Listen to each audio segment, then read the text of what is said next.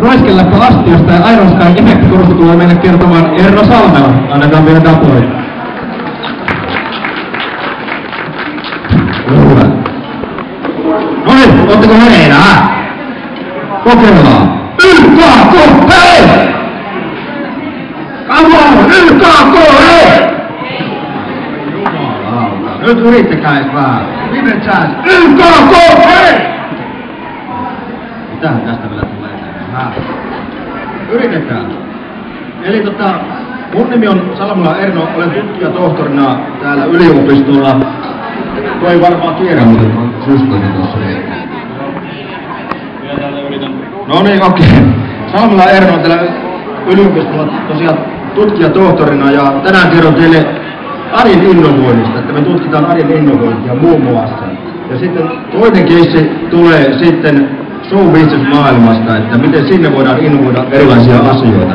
Mutta tämän lähtökohdan, että se on enkorena, jos ei meininkin parane tästä loppuu tähän ensimmäiseen keissiin. Yrittäkää vähän. Ensimmäinen, arvatkaa mikä toi on, heittäkää tuolle nimi. Se on innovaatioaihe. Ehdotuksia. Ruokalappu. Muita ehdotuksia. Hiljasta, tää on kirkossa olis. Mutta nyt puhutaan innovointikeisistä. Eli mistä lähtee yleensä innovaatio, on havainto. Kaikki ihmiset katsoo asioita, mutta harva havainnoi. Ja tää idea lähti siitä, että mä havainnoin, että pikkuset apinat syö pöydässä. Ja niille tulee ruokatippuun tähän perinteisen roiskeläppään. Ja tyyntymäisenä kiskoo naamasta sappaa sitten siitä. Ja sitten tuli mieleen, että yhdistetään lautanen ja yhdistetään ruokalappu. Ja sitten tuli roiskeläppä.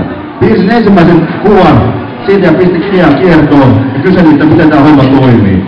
Piirtsu on niin helvetin huono, että ei sitä oikeasti ole kukaan kiinni. Että ei päästy siitä hirveästi eteenpäin. Mutta sitten sen jälkeen rakensin nopean prototyypin. Elikkä pistin perinteisen ruokalapun A4, piirsin siitä ja venytin astiaosaa. Teippasin ja se oli 5 minuutissa valmis. Pistin omalle pojalle kaulaan, purojen lautaselle, ei muuta kuin safkaan naamaa. Ja tämän kun esittin, niin sen jälkeen ideoita rupesi tulemaan. Jatko-ideoita, myöskin kommentteita, toimiiko tämä idea vai eikö. Mentiin Idyllisen maisemaan ideoimaan lisää Lappeenrannan yliopiston rantasaunalle. Ja sieltä saatiin uusia ominaisuusideoita, uusia käyttökohdeideoita. Muun muassa se, että voisi näkärillä käyttää. Olisi näkärillä aika hyvää, retkellä olisi hyvää, lentokoneessa olisi hyvää. Eli kun konkretisoin tätä ideaa, nopean prototyypin avulla niin alkoi lähtemään. No sen jälkeen mä laitoin tämän sitten nettiin näkyvyyteen. Katsotaan, että mitä iso yleisö tykkää tästä. Eli oli 5 keskustelupalstaa ja sitä kautta saatiin kommentteja. Hirveän näköinen oli yksi. No ei se mikään ihmeessä 5 minuuttiin tekee tämmöisen prototyypin. Toinen oli se, että pahempi sotku tulee, kun kaveri pyörättää kaikki sappeteen täällä lattialle. No ei se mitään, tein videon, perustelin, että ei lennä. Sitten kokonaiskonseptia lähdettiin kehittämään siitä, että pelkkään lapsille tämmöinen roiskeläppä ei riitä, vaan ylipäätänsä elinkaaren vaiheista ruokallisesta sotkemisen vähentäminen ja erilaisissa tilanteissa. Vannuksilla, lapsilla, lentokoneissa ynnä muuta. Ja sitten siitä voi tulla niin business-mahdollisuus. Ja mun ihminen kuuluu innovaatiotoimintaan aina. Iskin omalle koiralle Stipsulle läpän kaulaan. Helvetin hyvän näköinenhän se on, mutta käytettävyys oli vähän heikolla tasolla, että siinä ei oikein päästä nyt sapkaan mättämään. Ja koska olemme tiedefestareilla, niin teoriaa pitää aina näyttää. Eli toi äskeinen juttu, mitä mä tuossa selitin, voidaan selittää tämmöisen kaavan avulla, tai tämmöisen kehikon avulla. Eli se on monia eri käsitteitä, monia erilaisia tieteellisiä viitekehyksiä, ja tämän takia tiedemiehiä tarvitaan aina. Yksinkertainen asia saadaan tänne. No mites mieltä ootte? Jatketaanko tää hommaa vielä? Show business case. Kokeillaanko YK? No en mä teidän kanssa, ei varmaan lähde kuitenkaan. YK, ei! Eikö lähde? No katsotaan lähteekö tässä tämän jälkeen. Mutta Aeroskaan keissi lähti siitä, että kuka sen lieppaa? Kuka tuntee Aeroskaan? Kuka on nähnyt sen? Aika moni on nähnyt. Mä tykästyin elokuvaan, kunnon shiftihuumoria. Ja sit siinä on se hyvä puoli, että tehtiin elokuvaa uudella tavalla. Lähdettiin mullistamaan maailmaa, tekemään kovaa leffaa maailmaa, vaikka tekijöillä on taitoa. Käytettiin internet-yhteisöä hyväksi. Ja sitten tuossa vaiheessa tutustunut tuohon ohjaajan Vuorensulaan, ja sitten meillä oli yksi tämmöinen toinen idea, että ruvetaanpa tekemään uusia koruja. Yhdistetään elektroniikka, yhdistetään korut. Ja sitten tulee yhteensä digikorut. Tuossa niin siitä tulee levikoru tai valokoru.